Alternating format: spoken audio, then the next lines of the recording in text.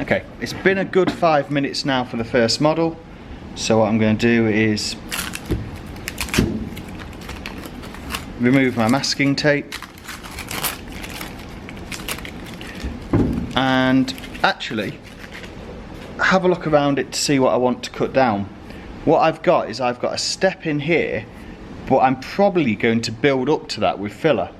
I've got a slight ridge line coming down the toe, and then there's a slight ridge line under the foot. So there isn't that much work to do on this because the scan was quite accurate. A light bit of file work just over the top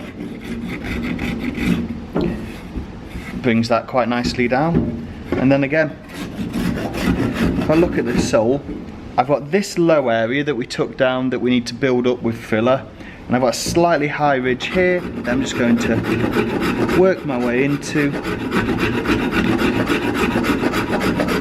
And what I'm looking for when I file across it is that I'm getting file marks here and just starting to touch this far edge, because I know once I'm touching the far edge like that, if I build this up with filler, this will then become flat. There's a slight moulding error here, so again, let's just take this, take a little bit of this filler off while we can. And again, these rasps are incredibly rough, so all they're really good for is taking off a large amount of material. Slight line on the heel cup there, just once again, work it in. And actually, quite happy with that. There's a large bit of filling here, slight skim on the face, slight skim on the bottom, bit of sandpaper. This last will be good to go. So now, let's move on to the foot. Once again, let's remove our masking tape and start making a plan for what we're going to do with this. Now, we've got that nice seam at the top. That's exactly what we wanted. Got a little bit that we can work out along the top of the foot. Just a small seepage of glue down the back. But actually, I'm going to start on the sole. I'm going to start where we started last time. I'm just going to work from the low section to the high. And actually, just take out a little bit more of this. And depending what kind of shoe you're doing, this can be quite important. Now what I've done here is I'm working from the crest across, so from the side I know is right into the side where I've got to remove material.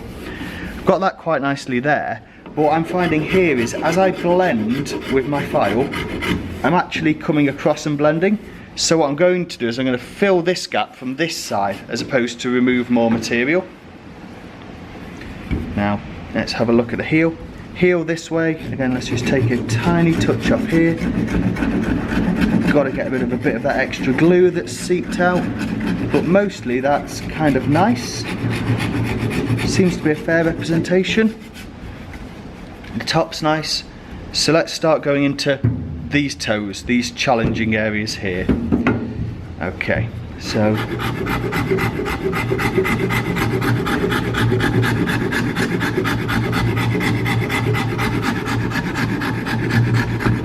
working on these, I'm working on the high side, so the side that actually had that shadow cast by the routing. I'm working until I come down to this lower side here. Now because I got quite a lot of the toe mark into it, I'm actually going to leave this quite big. I'm just going to blend it out, because if I'm making a last, I don't necessarily need my toe detail. What I'm going to need is a toe box.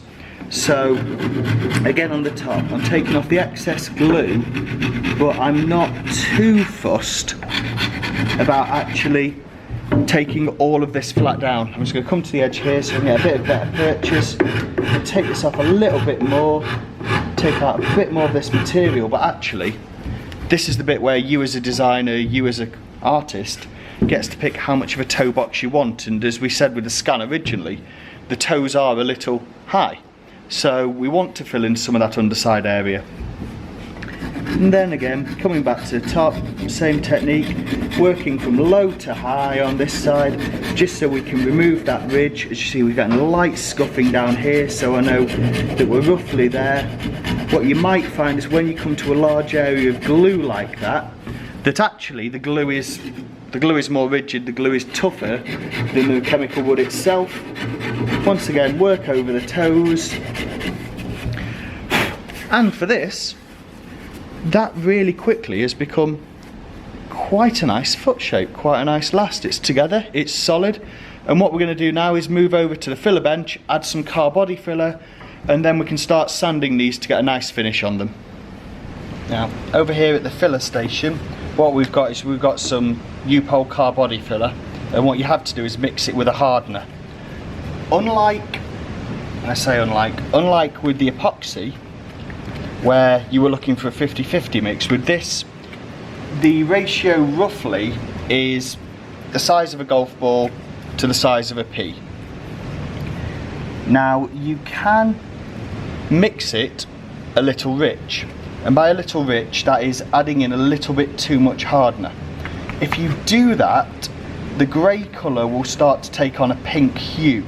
Now, the pink hue is useful to tell when you've actually mixed this, but too much pink, it will dry too quickly. And really, if it dries too quickly, you won't have the working time to work around your models. So again, scraping it off the base, I'm trying to mix it as much as possible.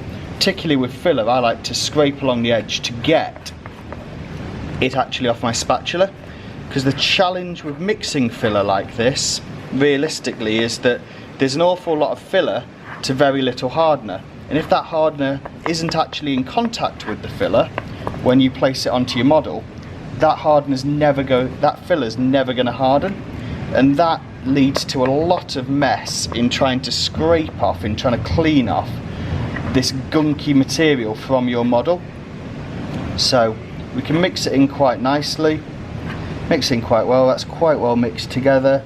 What I'm actually going to do now is I'm going to change spatula to get a clean one out. So now I've got a bit of cleaner, I've got a bit more precision. I'm going to start on my first shoe. You've noticed I've mixed this quite grey. The reason being, this is a tutorial. I'm showing you what to do, and I need a bit longer working time so I can talk through. So, filling an edge gap like this, what I'm doing is I'm scraping towards the high side. So I'm dragging the filler into the high side, and then I'm using the tool to flatten off against the high side. So actually I'm building up this area here. With filler, you want to go slightly high because you can sand back to it.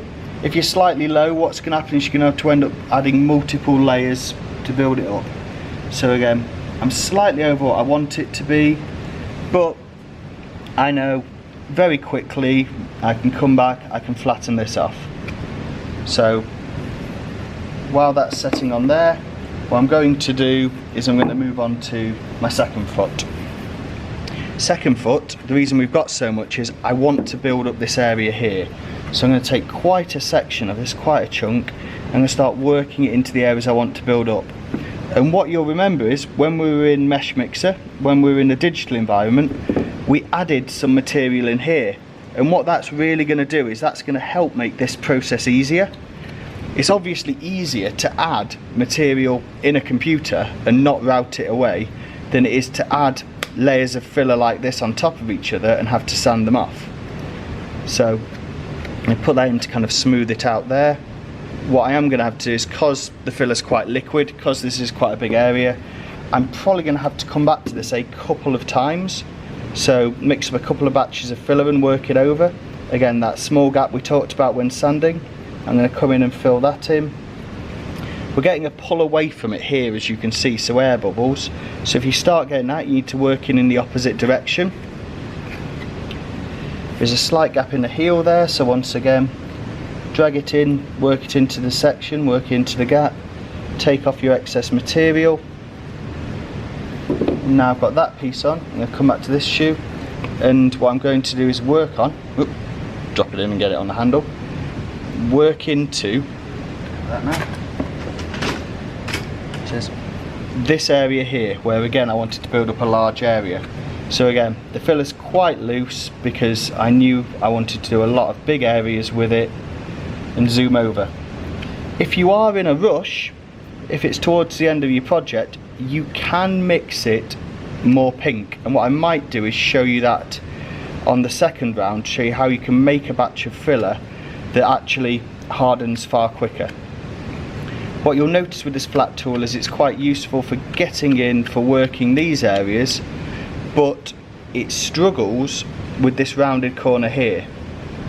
It struggles with getting the material in there. Just put that into the board. So what I'm going to do with that is I'm just going to take a blob, I'm going to feed it through to get it in, I'm going to work it down, and then I know I'm going to be able to sand that out afterwards. So that's these two set. I'm going to do a bit more filler work on them, and hopefully I'll show you when they're done.